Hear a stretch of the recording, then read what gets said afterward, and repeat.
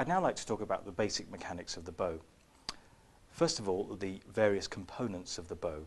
We have the stick here, which as you can see is slightly curved. We have the hair here, which is made of horsehair. We should try and avoid touching that as much as possible because it becomes dirty and then has a bad contact with the string, so we get squeaks and sometimes it doesn't sound at all if it's too greasy and dirty. We have at the end the screw here, which we use to tighten the bow. When you take the bow out of the case, it should be loose. When you put the bow back into the case, it should be loose. And if I tighten the bow, which I'll do with the screw just here, I like to tighten it to about this level here. And what I do is I put a little finger there in the middle of the bow, and it's about a little finger's width there.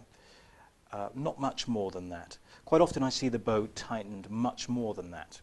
This makes it very difficult to play some strokes if the bow is this tight. I don't think it's very good for the bow. There's a little too much tension on there. But also if you're trying to do a very smooth, slow bowing, it becomes very difficult. The bow might bounce.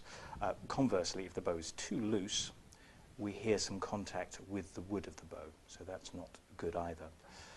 What I'd now like to do, and I don't recommend you do this, but just to show you what's basically going on in the frog here of the bow, I'm going to unscrew the nut here.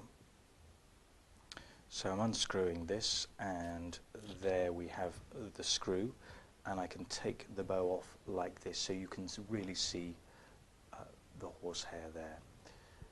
Now if I put that back together, put the screw in, you should get your teacher to do this really, or a violin repairer, and then I can tighten the bow once again.